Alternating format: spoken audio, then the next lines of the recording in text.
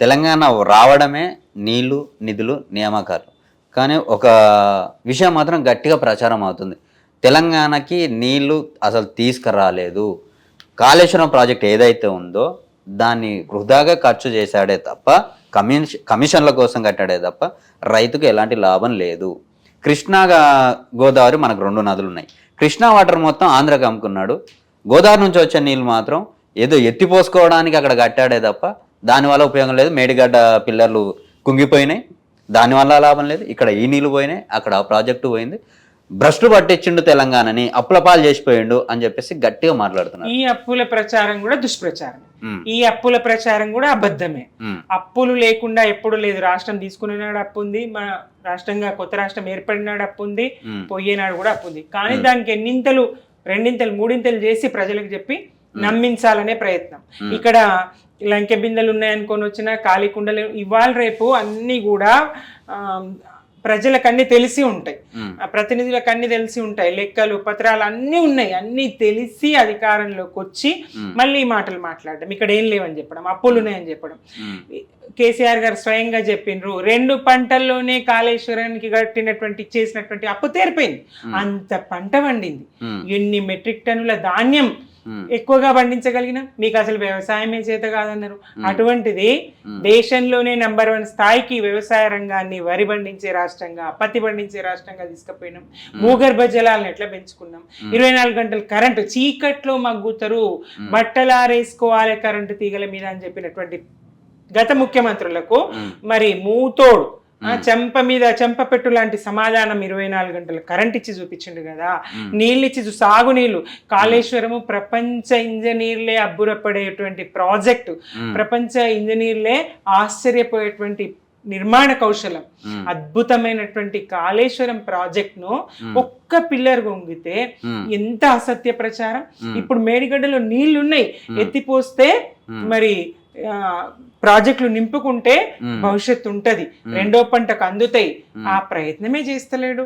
మరి కేసీఆర్ గారిని నిందించడానికి, అటువైపు కరెంటు బిల్లు ఖర్చు పెట్టడానికి, రైతుల కోసం ఖర్చు పెట్టడానికి రేవంత్ రెడ్డి సిద్ధంగా లేడు.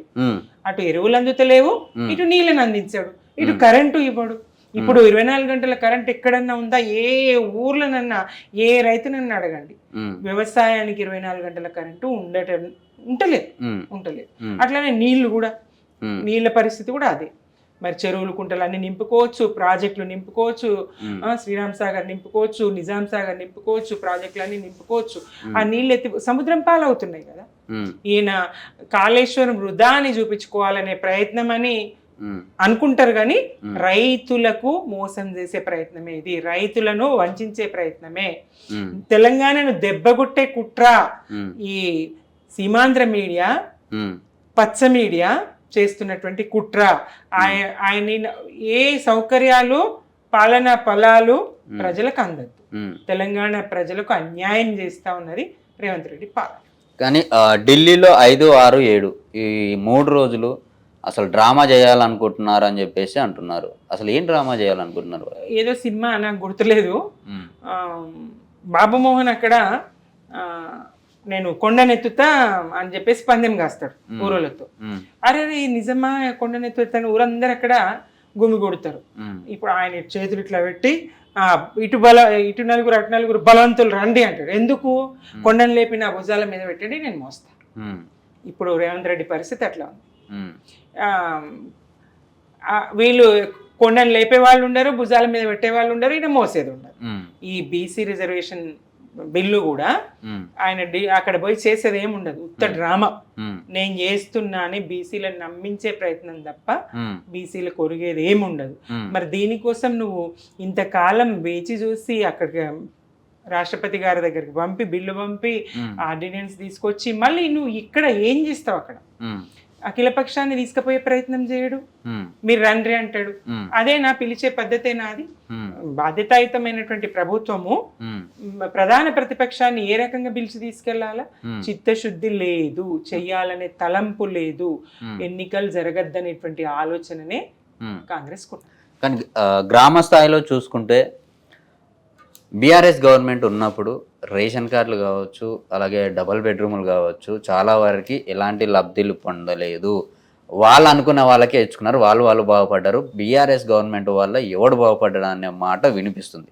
రెండోది, ప్రస్తుతం కాంగ్రెస్ గవర్నమెంట్ వచ్చిన తర్వాత మేము ఇస్తున్నాం, ఇందిరమ్మ ఇండ్లు కావచ్చు, పెద్ద ఎత్తున మేము ఇస్తాం, రాష్ట్ర వ్యాప్తంగా ఇస్తున్నాం, కాబట్టి మాకు ఓట్ బ్యాంకింగ్ పెరుగుతుంది అని ఒక వాదన వినిపిస్తుంది. గ్రౌండ్ లెవెల్లో అసలు ఎలా ఉంది అనుకుంటున్నారు మీరు? లక్షలాది ఇండ్లు, డబుల్ బెడ్రూమ్ ఇండ్లు కట్టి పంచగలిగిన స్థాయిలో పంచి ఎన్నికల నోటిఫికేషన్ కారణంగా పంచలేనటువంటి ఇండ్లు వీళ్ళు రంగులు మార్చి పంచుకుంటారు. ఒకటి. రెండవది, ఖచ్చితంగా బీఆర్ఎస్ పేదలకు, ఏమీ లేని పేదలకు, స్థలము, వ్యవసాయ స్థలము, ఇంటి స్థలము, ఇతరాత్ర ఏది లేనటువంటి పేదలకే డబుల్ బెడ్రూమ్ ఇండ్లు ఇచ్చింది. ఇప్పుడు ఇదే కాంగ్రెస్ ప్రభుత్వము, రేవంత్ రెడ్డి సర్కారు కాంగ్రెస్ కార్యకర్తలకే ఇస్తాం. ఇది స్పష్టం. ఏ రకంగా చూసినా బీఆర్ఎస్ క్షేత్ర రేషన్ కార్డులు కూడా ఇచ్చింది. 5 లక్షలకు పై చిలుకు రేషన్ కార్డులు బీఆర్ఎస్ ఇచ్చింది. ఒక్క రేషన్ కార్డు అని ఇచ్చిందా? ఒక్క ఉద్యోగం అని ఇచ్చిందా? ఒక్క ఇళ్ళని ఇచ్చిందా? ఇగో ఇది వీళ్ళు మాట్లాడే మాటలు. అది ఎంత అసత్యమో ప్రజలకు తెలియదా? ఎన్ని లక్షల ఇండ్లు కట్టిందో ప్రజలకు తెలియదా? ఎన్ని లక్షల రేషన్ కార్డులు ఇచ్చిందో ప్రజలకు తెలియదా? ఎన్ని ఉద్యోగాలు ఇచ్చిందో ప్రజలకు తెలియదా? ఇవన్నీ ప్రజలకు తెలుసు. ఎంతకాలం అబద్ధాలతోనే ప్రజల్ని మోసగిద్దాం, ప్రజల్ని నమ్మిద్దాం అనుకుంటే అది భ్రమనే కాంగ్రెస్ పార్టీ. ఆ భ్రమలు తొలగిపోయే రోజులు వస్తాయి. షేర్ చేయండి, లైక్ చేయండి, సబ్స్క్రైబ్ చేయండి. మరిన్ని వీడియోల కోసం బెల్ సింబల్ పై క్లిక్ చేయండి.